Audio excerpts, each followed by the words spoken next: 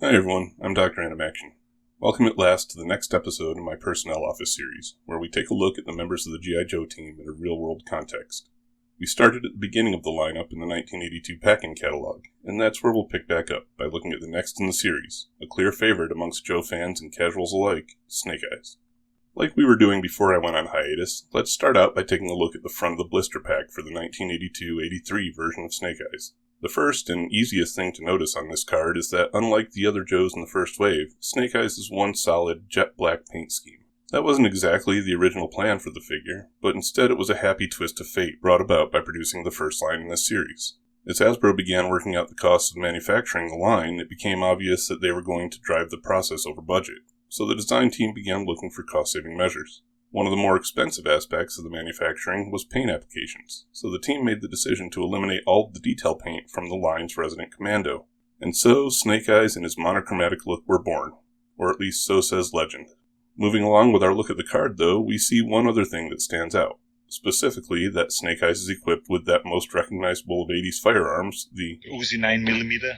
There's nothing inherently wrong with that, as it's representative of a real weapon from that era. The issue is that, as an American soldier, there was really no reason for him to have chosen this particular 9mm submachine gun. That's because by this time, there were several other options in the same and even larger calibers manufactured by U.S. companies, whereas the Uzi 9mm was a foreign-made weapon from a country currently in the news whom I won't name for fear of hitting some automated flag of some kind. Personally, though, I think it would have been more likely for him to be carrying something like a Heckler & Koch MP5 or one of the other several variants of their popular G3 design, which was already in use by various Special Forces units at the time. We may talk more about that later, though. For now, let's flip this thing over and see what his file card has to show. Starting at the very top, we see that he's listed as a commando, like I mentioned before. There's not a single mention on this card of ninjas, just that he's a martial artist skilled in edged weapons. The seeds of what the character would become are definitely planted on this version's file card, but they certainly haven't bloomed yet. Instead of a ninja, in this carnation he's exactly what the card says he is, a commando. Commandos are essentially any soldiers trained to conduct small unit raids and hit-and-run attacks. They're lightly equipped and sent in when a target needs to be hit hard and precisely. Usually these are some form of special forces, like Navy SEALs or Army Rangers. Or for those of you less familiar with the military, commandos are pretty much every character you've ever played in any Call of Duty or Battlefield game. It wouldn't be unusual for someone in that particular role to wear primarily black with no insignia or markings, and a mask of some kind, so I can pretty easily accept the design, even if it wasn't always intentional. I am going to take this opportunity to go off on a bit of a rant here, though, about the character's evolution, specifically because ninjas wearing black is more of a Western concept than historically accurate. There's actually two reasons for that. The first of which is that it's pretty uncommon for an environment to be completely black, and as such, wearing black at night usually makes you look like a shadow on a lighter background, and actually fairly easy to pick out. From everything I've read, real ninjas actually wore dark blue, green, or gray, colors that appear in nature, and against which they'd be more likely to blend in. My other complaint is the solid color, as it's also more likely he'd have some kind of camo pattern to break up his profile. When commandos do wear black, it's usually a matter of anonymity, but as a member of the Joes, he'd operationally probably be wearing some form of camouflage instead. But enough of that, let's keep going. Moving on, we see that his file name is classified.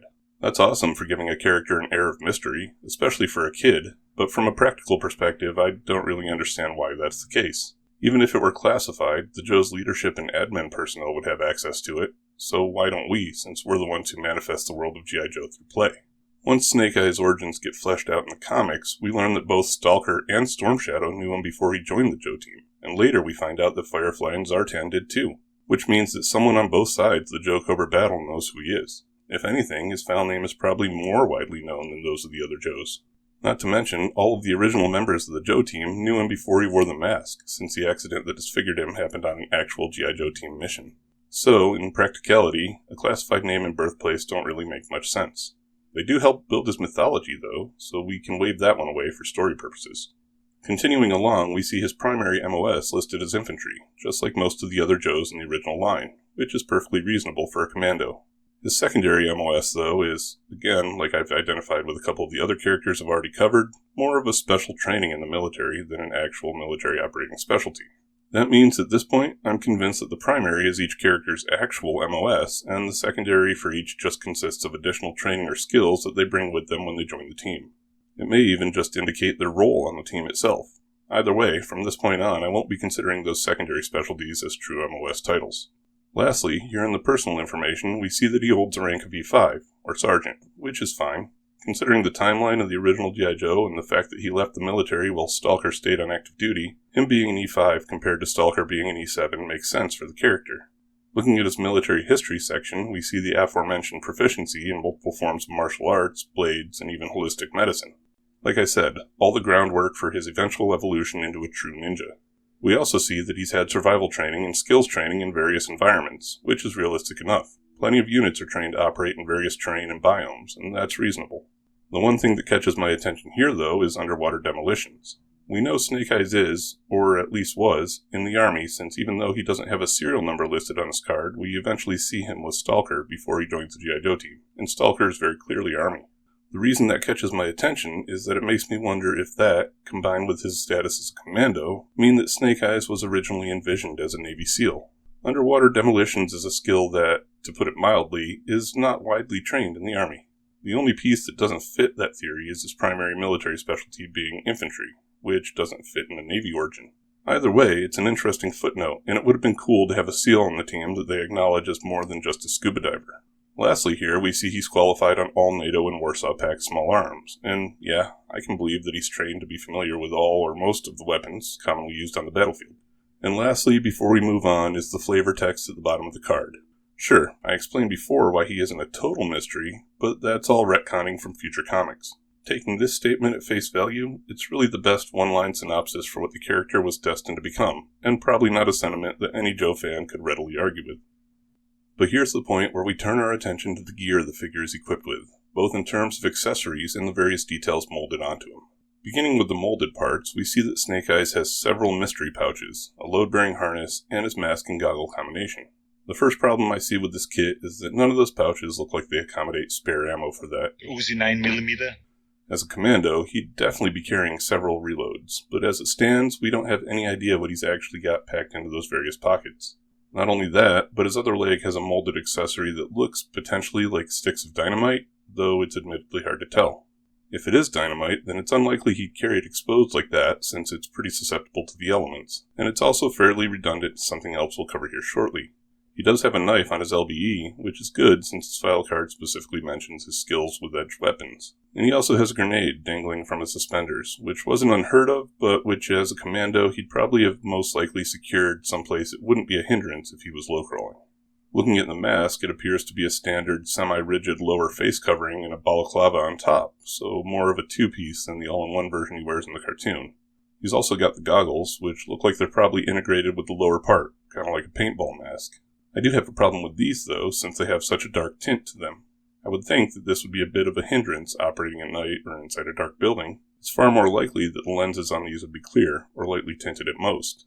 Lastly, he appears to be wearing the same sort of sweater top that Stalker was, which brings with it all the problems I pointed out in that video. More so when coupled with his listed skill in underwater demolitions. Looking at his accessories, though, we see the previously identified Uzi 9mm, as well as what the card front labels as an explosives pack. I've already kind of talked about the weapon, so let's take a look at the demo. Based on the card art, he's carrying 4 charges of whatever his preferred boom boom is, most likely C4. Honestly, this is a pretty good fit for a commando, since their raids can often involve sabotage and destruction of enemy facilities and equipment. That means that carrying 4 pretty hefty chunks of the stuff is actually pretty reasonable. Overall, I don't have a lot of complaints about the design of the figure or character in comparison to real-world equivalents. Like I said, I'd maybe change his choice of weapon, alter the color or pattern of his uniform and goggle lenses, and make sure he's carrying significantly more ammunition. But other than that, I'm good with the realism here. And that's my look at Snake Eyes as I try to ease back into the flow of making and releasing videos, which I'll be doing with fairly more regularity again from here on out. At the end of the day, for Snake Eyes, he's honestly a fairly realistic take on a commando, but let's be honest, it really doesn't matter. He's become so much more than anyone could have thought with its original release, and over time turned into a mythical character in pop culture. Plus, it's his next incarnation that most people think of as the true representation of Snake Eyes anyway, so we'll see how he stacks up when we get to 1985. Anyway, make sure to check back soon as I get rolling with more Dr.Animaction content, ideally the long-promised Part 3 of Hanna-Barbera, with more to come after that. I'll be ramping up my activity over the next several weeks, and there's definitely more to come, including more personnel office entries. Thanks for watching, everyone. Stay tuned and stay tuned. as in cartoons. Later.